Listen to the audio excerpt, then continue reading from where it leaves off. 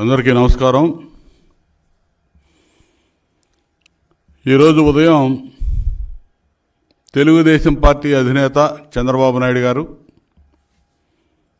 Janasena party అధినేత పవన్ కళ్యాణ్ గారు ఉమ్మడిగా సీట్ల ప్రకటనతో వైసీపీకి వెన్నులో వణుకు మొదలైంది. తాడేపల్లి ప్యాలెస్ కింద భూకంపం వచ్చినట్టు కనపడతా ఉంది.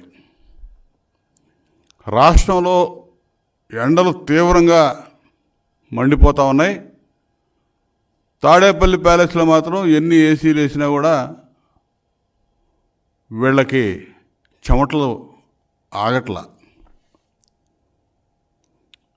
ఎందుకంటే మా రెండు పార్టీల పొత్తులు చూసి వీళ్ళు ఎందుకు ఇంత ఓవర్గా రియాక్ట్ అవుతున్నారో అర్థం కావట్లా. ఇదేం కొత్తగా పెట్టుకున్న పొత్తు కాదు. మేము ఎప్పటి నుంచో చెప్తున్నాం, ఉమ్మడిగా ఎన్నికలకు వెళ్తాం, నీ భరతం పడతామని చెప్తా ఉన్నాం. మొట్టమొదటి నుంచి కూడా టీడీపీ జనసేన పార్టీ పొత్తు ఏదో ఒక విధంగా చెడగొట్టాలని చెప్పి ఎన్నో రకాలుగా రెచ్చగొట్టే ప్రకటనలు చేయడం అనేది వీళ్ళు రకరకాలుగా చేస్తూ ఉన్నారు. నెలల తరబడి పుంకాలుగా చేస్తూ వచ్చారు. ఈరోజు కూడా మా పొత్తులో ఈ సీట్ల గురించి ప్రకటన చేసిన తర్వాత తాడేపల్లి ప్యాలెస్ నుంచి సజ్జల పాడిన పాచిపాటే పాడాడు. మళ్ళా వరుస పెట్టి వచ్చారు ఒక్కొక్కడు. సజ్జల, వైవి సుబ్బారెడ్డి, అంబటి రాంబాబు, రోజా, గంటకోడు అరగంటకోడు వచ్చాడు. ఇదంతా కూడా చూస్తూ ఉంటే వీళ్ళు ఎంత భయపడిపోతా ఉన్నారో అర్థమవుతా ఉంది. 175 సీట్లు వస్తాయని చెప్పి గొప్పలు పోతున్న వైసీపీ మా సీట్లు మా పొత్తులు చూసి ఎందుకు అడుగుతూ ఉన్నారు మీరు? అసలు ఏం పని మీకు? ఈ రాష్ట్రంలో రాజకీయ పార్టీలుగా సుదీర్ఘ అనుభవం ఉన్నటువంటి చంద్రబాబు నాయుడు గారు, అదేవిధంగా ఒక యువ నాయకుడిగా ఉన్నటువంటి పవన్ కళ్యాణ్ గారు ఇవాళ పొత్తుతో ముందుకు వస్తూ ఉన్నాం. ఇదేం పెద్ద నేరం కాదే. నీకెందుకు? నీకు దమ్ము ధైర్యం ఉంటే నువ్వు ఈ 5 ఏళ్ళు ఏమి ఓడబీకావో, ఈ రాష్ట్రానికి ఏం చేసావో చెప్పుకొని ప్రజల్లో పో. ఇక్కడ రెచ్చగొట్టే మాటలు, రెచ్చగొట్టే ప్రకటనలు, పవన్ కళ్యాణ్ గారిని, జనసేన పార్టీని ఏదో ఒక విధంగా రెచ్చగొట్టాలని మీడియా, సోషల్ మీడియా రకరకాలుగా నీ పేమెంట్ బ్యాచ్ని పెట్టుకొని అడ్డగోలుగా మాట్లాడుతూ ఉన్నారు. సిగ్గుండాలి అసలుకి. మీరు ఒక రాజకీయ పార్టీగా ఈ విధంగా చేయడానికి సిగ్గుండాలి. ఇవాళ 118 స్థానాలు మేము పోటీ చేయబోతా ఉన్నామని చెప్పి 24 స్థానాలు జనసేన పార్టీ, అదేవిధంగా ఈరోజు 94 స్థానాలకు తెలుగుదేశం పార్టీ, 5 స్థానాలకు జనసేన, 99 సీట్లు ఒకేసారి ప్రకటించేసరికే వీళ్ళకి ప్యాంటులు దడుస్తూ ఉన్నాయి. ఇది వాస్తవం. మా నాయకుడు సుదీర్ఘంగా కసరత్తు చేసి పెట్టినటువంటి అభ్యర్థులను చూస్తే వీళ్ళకి వణుకు మొదలైంది. ఇప్పుడు చెబుతున్నాడు వైవి సుబ్బారెడ్డి వచ్చి, ఇవాళ దాదాపు 77 మందిని ట్రాన్స్ఫర్లు చేశారు. వీళ్ళు ట్రాన్స్ఫర్లు చేసినాక అటోడిని ఇటోడిని చేసినాక ఎంపీలు, ఎమ్మెల్యేలు వదిలిపెట్టి పారిపోయారు. అందరూ చూస్తూ ఉన్నారు ఏ విధంగా వైకాపా నుంచి జారిపోయారు ఎంపీలు, ఎమ్మెల్యేలు. సీట్లు ఇచ్చిన వాళ్ళు మాకు వద్దని చెప్పి పారిపోయారు. ఇవాళ 99 సీట్లు ఒకేసారి మేము ప్రకటించేసరికే వాళ్ళు ప్రకటించినటువంటి ఇన్ఛార్జీల గురించి భయం పట్టుకుంది. మేము ప్రకటించిన వాళ్ళు ఇన్ఛార్జీలు అయ్యాను, వీళ్ళు ఎవరు అభ్యర్థులు గారన్నారు. అంటే నీ వల్ల ఒక్క అభ్యర్థిని ప్రకటించడం కూడా చేతగానటువంటి పార్టీ జగన్మోహన్ రెడ్డి వైసీపీ పార్టీ. ఈ రోజుకి 50 రోజుల్లో మొత్తం ముగిసిపోబోతా ఉంది. తెలుగుదేశం పార్టీ, జనసేన పార్టీ అధికారంలోకి రాబోతా ఉన్నాం. మేము ఇవాళ 99 సీట్లు ప్రకటించాం. నువ్వు ఒక్క సీటు ప్రకటించలేదని చెప్పి నువ్వే ఒప్పుకున్నావు. మొత్తం ఇన్ఛార్జెస్ అన్నావు. ఇన్ఛార్జీలు ఎవడు అభ్యర్థులు కాదు, అభ్యర్థుల లిస్ట్ తర్వాత ఇస్తామని చెప్పావు. ఇక్కడే అర్థమైపోయింది మీరు ఏ విధంగా పలాయనం చిత్తగిస్తూ ఉన్నారో, ఏ విధంగా మాట్లాడుతూ ఉన్నారో. ఇలా జగన్మోహన్ రెడ్డి ఎక్కడ పోటీ చేస్తున్నాడు చెప్పండి. పవన్ కళ్యాణ్ గారి గురించి అడుగుతున్నారు, ఏడ పోటీ చేస్తున్నావు, నువ్వు ఏడ పోటీ చేస్తున్నావు చెప్పావా? అదే ఒక్కడు కూడా నువ్వు ప్రకటించలేవు, ఒక్క అభ్యర్థిని కూడా. మా చంద్రబాబు నాయుడు గారు ప్రకటించాడు, నువ్వు పవన్ కళ్యాణ్ గారి గురించి నువ్వు మాట్లాడుతున్నావు. నీ తాబేదారులు మాట్లాడుతూ ఉన్నారు, ఎక్కువ నోరు బారేసుకుంటా ఉన్నారు. ఈ నోరు బారేసుకునే పనికి మాలినాడు అసలు ఏళ్ళ సీట్లు గ్యారంటీ ఉందా? అంబటరాంబాబు సీటు గ్యారంటీ ఉందా? రోజాకి సీటు గ్యారంటీ ఉందా? నిన్నటిదాకా నోరు బారేసుకున్నటువంటి అమర్నాథ్ పరిస్థితి ఏంటి? అసలు మీ సీట్లు గ్యారంటీ ఆడ పనికి మాలినాడు చాలామంది ఉన్నారు. ఈ విధంగా ట్రాన్స్ఫర్లు అయ్యి అటు ఇటు వెళ్ళిపోయినాడు, ఎక్కడ వేసినాడు మరి ఇక్కడ పనికిరానటువంటి చెత్త ఇంకోసారి తీసిపోయి పడేసినటువంటి పరిస్థితులు చూసాం. అక్కడోని తీసుకొచ్చి ఇక్కడ పడేశారు. ఇదంతా ఊడ్చుకునే పనులు అక్కడ ప్రజలకు అప్పచెప్పినట్టుంది. చెత్త అంతా ఊడ్చి బయట పారేసే పని. ఇక ఇంత దారుణంగా మీ సెలక్షను, మీ వ్యవహారం ఉండి మీ అభ్యర్థులు గెలవరనేది మీకే తెలుసు. రాజకీయాల్లో అల్టిమేట్ గోల్ విజయం. నువ్వు ఇక్కడ గెలిచి ఈ సంవత్సరం ఈ 5 ఏళ్ల క్రితం గెలిచి ప్రజాప్రతినిధిగా ఎన్నుకున్నటువంటి ప్రజల్ని 6 నెలల ముందే వదిలిపెట్టి పారిపోయిన వాళ్ళు మీరు. ఒక 6 నెలల ముందు ఒక ఎమ్మెల్యేని తీసి ఇంకో చోట ట్రాన్స్ఫర్ చేశారంటే ఈ ప్రజల పరిస్థితి ఏంటి? 6 నెలలు ఇక్కడ నువ్వు ఆ విధంగా ఎంతమందిని మార్చావు? ఇప్పుడు వాళ్ళెవడు కూడా ఇన్ఛార్జీలుగా పోయినోడు ఎవడు క్యాండిడేట్లు కాదంటున్నావు. ఇవాళ పవన్ కళ్యాణ్ గారి సామాజిక వర్గ నేతల చేత ఆయన తిట్టిస్తా ఉన్నారు. వీళ్ళకి అసలు బుద్ధి ఉండాలి పవన్ కళ్యాణ్ గారి గురించి ఆ విధంగా మాట్లాడటానికి. పవన్ కళ్యాణ్ గారి గురించి వ్యక్తిగత విమర్శలు చేసినప్పుడు మీరందరూ ఏడకపోయారు? ఆయన వ్యక్తిగత జీవితం గురించి నానా రకాలుగా యాగి చేసినప్పుడు మీరందరూ ఎక్కడికి వెళ్ళారు? ఈ అదే సామాజిక వర్గంలో మరి కాపు సోదరులకి చంద్రబాబు నాయుడు గారు ఇచ్చినటువంటి 5% రిజర్వేషను ఇవ్వకుండా పక్కన పడేసినప్పుడు మీరందరూ నోళ్లు మెదపలేదేంటి? ప్రతి బహిరంగ సభలో ముఖ్యమంత్రి జగన్మోహన్ రెడ్డి పవన్ కళ్యాణ్ గారి గురించి ఇష్టం వచ్చినట్టు మాట్లాడుతుంటాడు. వీళ్ళకి అసలు సిగ్గు లజ్జ ఏమీ లేదు, ఎవడూ మాట్లాడరు, దాన్ని ఖండించడం తప్పని మాట్లాడరు. ఈరోజు మాత్రం మా పొత్తు చూసి రోడ్ల మీదకి వచ్చి అవాకులు చవాకులు మాట్లాడుతూ ఉన్నారు. అసలు ఇది టీడీపీ జనసేన పొత్తుని ప్రజలు ఆహ్వానిస్తూ ఉన్నారు. మీరెవడా? అసలు మీకేం పని? మేము పొత్తు పెట్టుకొని మేము పోటీ చేస్తున్నాం, ప్రజలు ఆహ్వానిస్తూ ఉన్నారు, మాది ప్రజలు పెట్టిన పొత్తు. మీరెవరు మాట్లాడటానికి? రాష్ట్రం కోసం పెట్టుకున్నటువంటి పొత్తు ఇది. ప్రజల కోసం, రాష్ట్రం కోసం మేము పెట్టుకున్నాం, ప్రజలు పెట్టారు ఈ పొత్తు. నిండుగా ప్రజలు ఆశీర్వదిస్తున్నటువంటి పొత్తు ఇది. మా పొత్తుతో ఈ వైసీపీ అనేది చిత్తు అయిపోతుంది, ఖాయంగా కనపడతా ఉంది. ఇక దానికి వీళ్ళు బెంబేలు ఎత్తిపోతా ఉన్నారు. నువ్వు దాదాపు 7 జాబితాలు విడుదల చేశాడు ఇన్ఛార్జెస్ అని చెప్పి. వాళ్ళెవడు ఇప్పుడు అభ్యర్థులు కాదంటున్నాడు. దానికి ఏం చెప్తావు? నువ్వు అభ్యర్థులు లేరు, నీకు ఇప్పటి వరకు అభ్యర్థి దొరకలా. రాబోయే రోజుల్లో నీ ఆఫీసు కార్యాలయం, వైసీపీ కార్యాలయం నువ్వు టూలెట్ బోర్డు రెడీగా పెట్టుకో.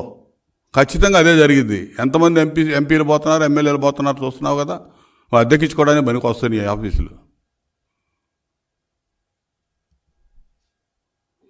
ఇవాళ అవాకులు చవాకులు ఇష్టం వచ్చినట్టు మాట్లాడుతూ ఉండేటటువంటి వీళ్ళందరూ కూడా వాడు గుర్తుపెట్టుకోవాలి, మిమ్మల్ని ఎవడు ఆదుకోడు, ఈ ముఖ్యమంత్రి ఆదుకోడు. తల్లి చెల్లికే దిక్కు లేదు అక్కడ. ఇవాళ సామాజిక వర్గ పరంగా కూడా రకరకాలు మాట్లాడుతూ ఉన్నారు. కాపు కార్పొరేషన్కి 10,000 కోట్లు ఇస్తానని 100 కోట్లు ఇలా దిక్కు లేదు. కాపులు గెలిపించిన రిజర్వేషన్ తీసి పక్కన పడేశాడు. అవి మాట్లాడండి పవన్ కళ్యాణ్ గారిని తిట్టే కాపు నేతలు.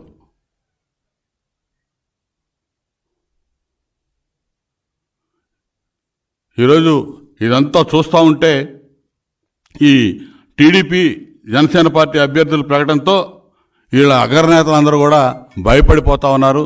అసలు వీళ్ళకి ఇన్ఫ్రాస్ట్రక్చర్ లేనటువంటి పార్టీ ఇది. వీళ్ళ 175 సీట్లు గెలుస్తామంటున్నాడు కానీ ఈడ మా పొత్తు చూసి ఎందుకు భయపడుతున్నారో మాకు అర్థం కావట్లేదు. ఖచ్చితంగా ప్రజలు 100% సింగిల్ డిజిట్కి వైసీపీని దిగదార్చబోతా ఉన్నారు. వీళ్ళ బతుకంతే. వీళ్ళకి ప్రతిపక్ష పార్టీ హోదా కూడా ఆంధ్రప్రదేశ్ రాష్ట్రంలో ఉండదు. రాబోయే రోజుల్లో ఈ ఎన్నికల్ని అయిపోయిన తర్వాత చూడాలి జగన్మోహన్ రెడ్డి బతుకేమైద్దో. ముఖ్యమంత్రి పదవిని అడ్డం పెట్టుకొని కేసుల నుంచి తప్పించుకుని తిరుగుతూ ఉన్నాడు. ఈ ఎన్నికల్లో ప్రజలు ఇచ్చేటటువంటి తీర్పు తర్వాత ఈ కేసుల విచారణ మొదలైంది. శాశ్వతంగా జగన్మోహన్ రెడ్డి జైలుకు పోవడం ఖాయం. ఈ వైసీపీ పార్టీ ఆఫీస్కి తాళాలు వేసుకొని అద్దెలకిచ్చుకోవడం ఖాయం.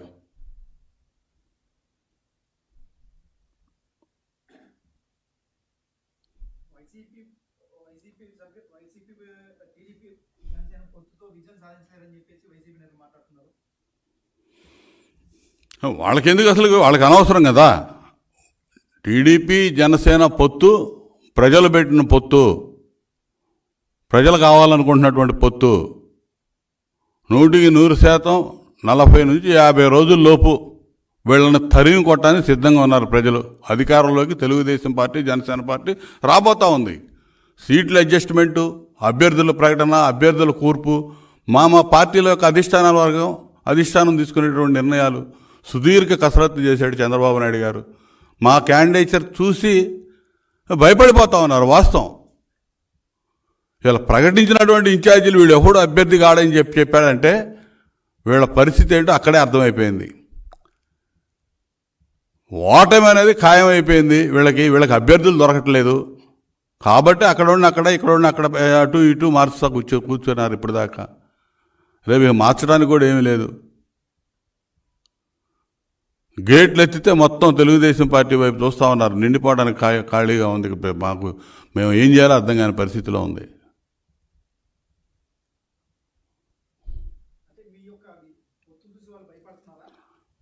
నూటికి 100% రాజకీయ పార్టీగా ఆ పార్టీ మేము పొత్తు పెట్టుకుంటే వీళ్ళకి వచ్చిన ఇబ్బంది ఏంటి? తెలుగుదేశం పార్టీకి పొత్తులు అనేవి కొత్త కాదు. 83లో తెలుగుదేశం పార్టీ స్థాపించినప్పటి నుంచి కూడా మేము పొత్తు పెట్టుకున్న సందర్భాలు అనేక సందర్భాలు ఉన్నాయి. ఈ ప్రజాస్వామ్యంలో ఎవడు తప్పు పట్టడానికి వీళ్ళైనటువంటి అంశం ఇది. వీళ్ళెందుకు వణుకు పడతా ఉంది వీళ్ళకి? మా పొత్తు గురించి ఎందుకు పొత్తు గురించి విమర్శించడం, తిట్టడం, అవహేళనగా మాట్లాడటం అంటే భయపడే కదా.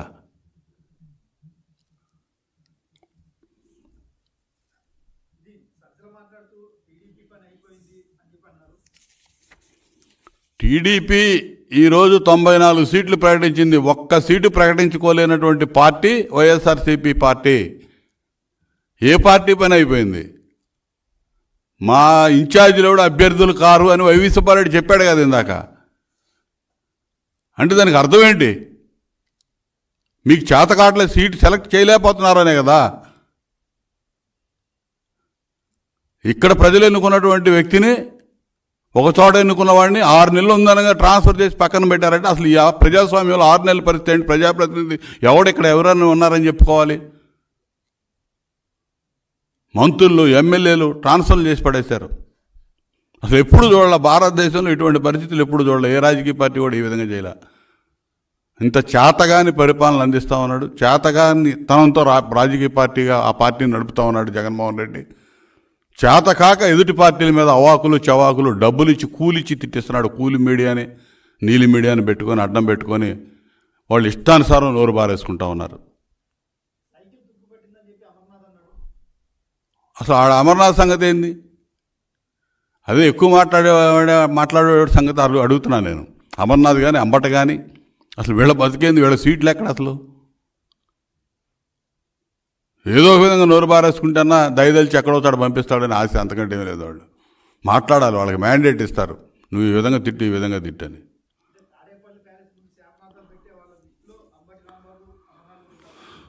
ఖచ్చితంగా ఇప్పుడు నీకు ఈ ట్రాన్స్ఫర్లు జరిగినాక వాళ్ళు ఇన్ఛార్జీలు ప్రకటించినాక ఎంతమంది శాపనార్థాలు పెట్టారు, ఎంతమంది గగ్గోలు పెట్టారు, గోళ్ళ చేశారు తాడేపల్లి ప్యాలెస్ దగ్గర బయట నిలబడి. మాది ప్రజాస్వామ్యయుతంగా ఉండేటటువంటి పార్టీ. అన్ని ఆలోచనలు ఉంటాయి ఇక్కడ, అందరి షేరింగ్ ఉంటుంది, అందరికి విలువ ఉంటుంది ఇక్కడ. అసలు ఒక రాజకీయ పార్టీ తీరుతెన్నులు లేనటువంటి పార్టీ వైఎస్ఆర్సీపీ పార్టీ.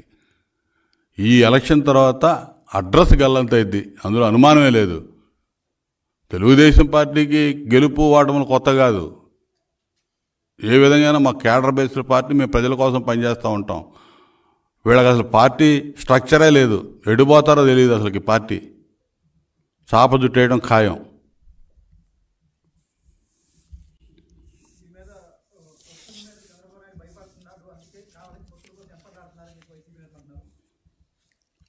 అసలు పొత్తుల కోసం వెంపర్లాట అనేది ఏముండదు, భయపడేది ఏముండదు. మొదటి నుంచి కూడా మేము లైక్ మైండెడ్ పార్టీస్ని మొదటి నుంచి కూడా ఆహ్వానిస్తూ రావటం అనేది మొట్టమొదటి నుంచి ఉంది, పార్టీ స్థాపించినప్పటి నుంచి కూడా. కాబట్టి సర్వసాధారణం ప్రజాస్వామ్యంలో ఒక దుర్మార్గుణ్ణి, దుష్టుణ్ణి, ఒక పనికిమాలిన ప్రభుత్వాన్ని నడుపుతున్నటువంటి వ్యక్తుల్ని పారదోలటానికి ఒకే ఆలోచన విధానం కలిగినటువంటి వాళ్ళందరూ కూడా ఒక వేదిక మీద రావడం అనేది అవసరం. ఓటు చీలకుండా, ప్రభుత్వ వ్యతిరేక ఓటు చీలకుండా ఉండటానికి చేసుకున్నటువంటి ఒక ఒప్పందం ఇది. దీన్ని చూసి వాళ్ళు భయపడతా ఉన్నారు. ఎందుకంటే ఏముంది, ప్రజాస్వామ్యంలో వీళ్ళు పొత్తుల్ని అపహాస్యం చేయటం, అవహేళన చేయటం. ఇప్పుడు కేంద్రంలో నరేంద్ర మోడీ ప్రభుత్వం ఎన్డీఏలో ఎన్ని పార్టీలు ఉన్నాయి, ఇండియాలో ఎన్ని పార్టీలు ఉన్నాయి? ఈ వైసీపీ పార్టీ ఓటర్స్ లిస్ట్ కన్నా అసంతృప్తుల లిస్ట్ ఎక్కువ ఉంది వైసీపీలో. వీళ్ళు అసమ్మతులు, అసంతృప్తులు ఎక్కువ. వస్తుంది, ఒక్కొక్కటి బయటకు వస్తూ ఉంటుంది రేపటి నుంచి. ఇవాళ 94 సీట్లు తెలుగుదేశం పార్టీ, 5 సీట్లు జనసేన పార్టీ. ఒక్కసారిగా 99 సీట్లు ప్రకటించేసరికి వీళ్ళకి వెన్నులో ఓణుగు మొదలైందని చెప్పి తెలియజేస్తున్నా. ఖచ్చితంగా కౌంట్ డౌన్ స్టార్ట్. 40 రోజులు, 45 రోజులు, 50 రోజుల్లో మొత్తం అయిపోతుంది. వెళ్ళిపోవడమే వైసీపీ.